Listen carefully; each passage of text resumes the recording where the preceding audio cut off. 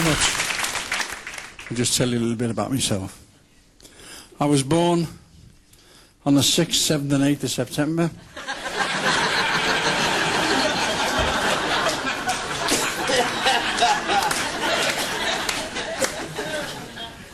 And it's very hard to believe this, but I was an ugly child. Even my incubator had tinted glass. I was walking when I was 3 months old. There was no bottom in the pram. I remember my mother saying to me, take this button next door and ask the ladies to sew a shirt on it.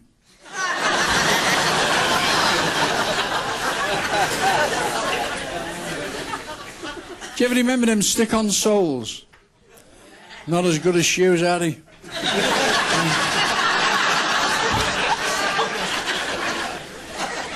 My mother, she had an accident. She had 6 lads.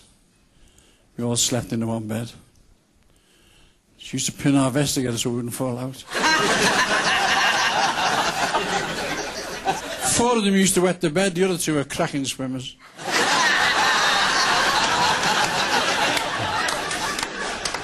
Used to wake up with a rainbow around the end of the bed, you know.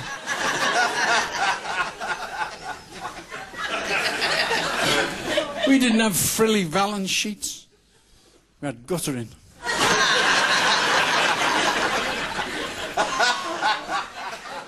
We were all taught before the lads were about the granddads, and I love my granddad, he was a smashing fella. And I used to sit in front of him, cross-legged when I could.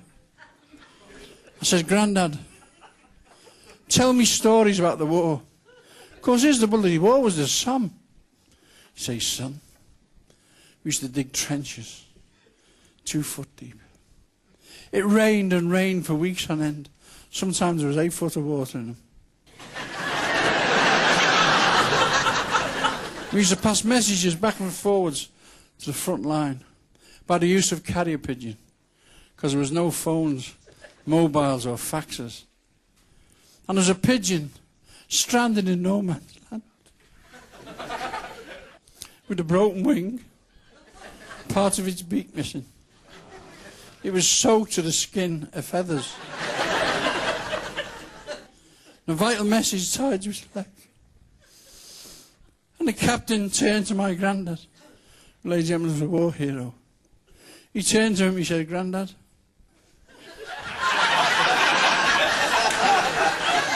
I didn't know his other name.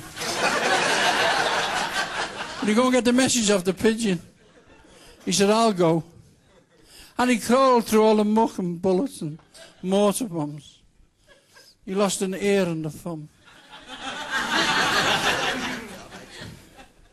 And eventually, he got back. And the captain turned to him. He said, before I get the medicals here, did you get the message off the pigeon? He said, I did. He said, thank God for that. What was it? He went, grrr.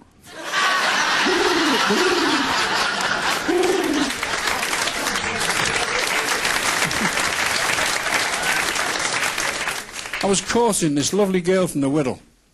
Now, they are class over there. Legs have been together longer than the shadows.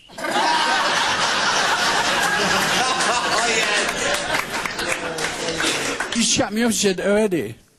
I'm only acting here, lads.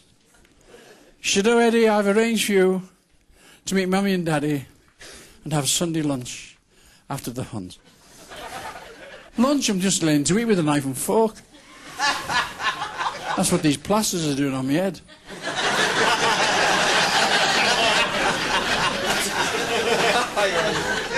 Well, I went to her house. God, you should have seen this house. Oh, God, it was beautiful. Should have seen the drive up to the house. Had a little chef on it.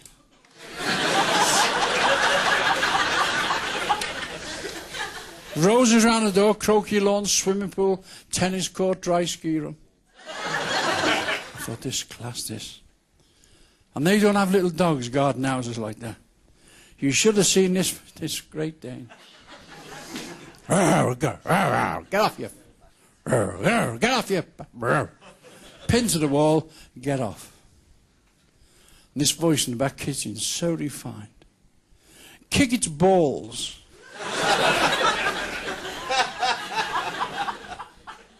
I went, wham. She went, no, no. The one's on the lawn. Well,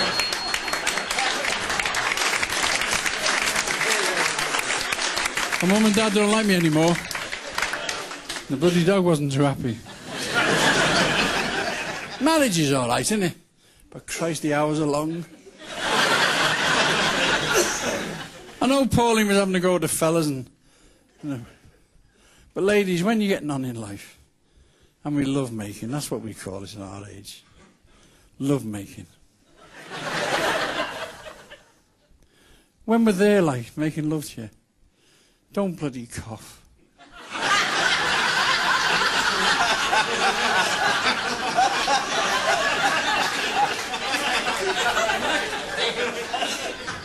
Because he pops out.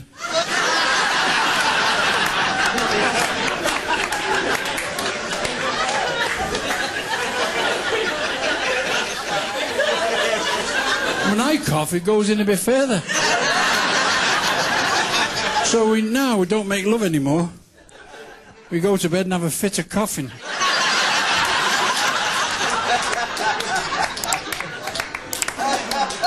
You see, I was brought up part of my life at Knowsley. Tells you. It's also the residence of the late Lord Derby. And he was 95 when he died. And before his latter years, he decided to live them in his club in London. And left his trusty butler, Miles, to look after his house and mansion. And one day, Miles visited Lord Derby. And as he was walking up the steps, Lord Derby spotted him.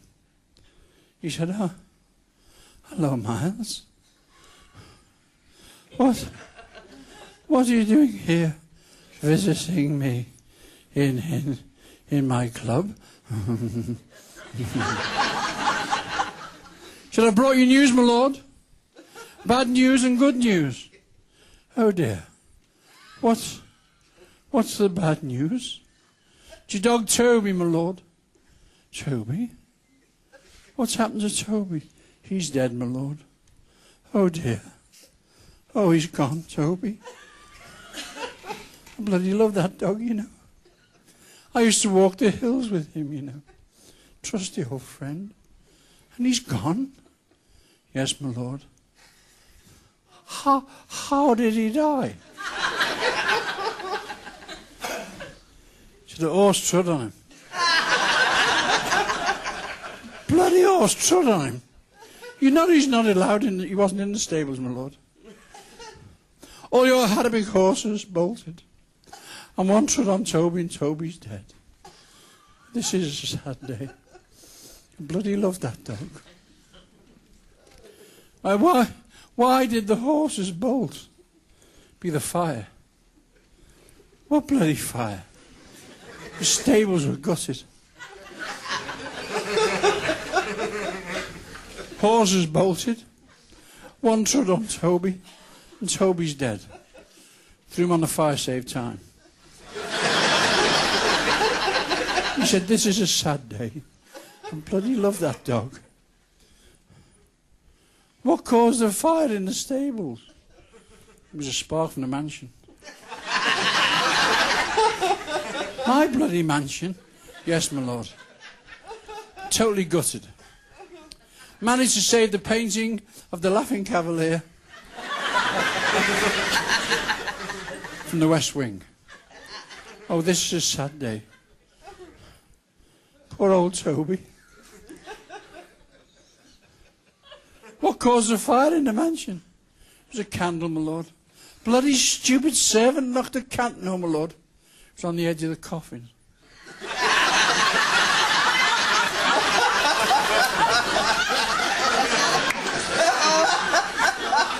Coffin?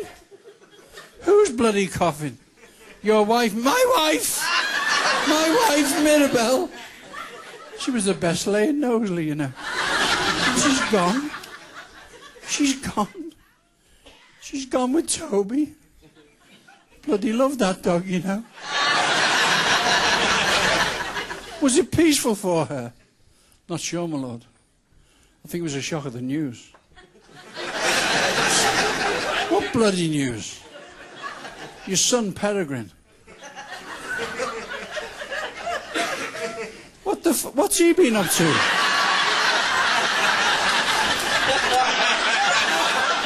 Well, as you know, my lord, he ran away to the circus. And he was tightrope walking. Terrible accident, slipped. Buried him in 2 coffins. He said, I can't take any more of this. You mentioned early on there was some bloody good news. Oh yes, my lord, I forgot to mention it. The heat and the fire has brought your daffodil bulbs up early. Good night, God bless.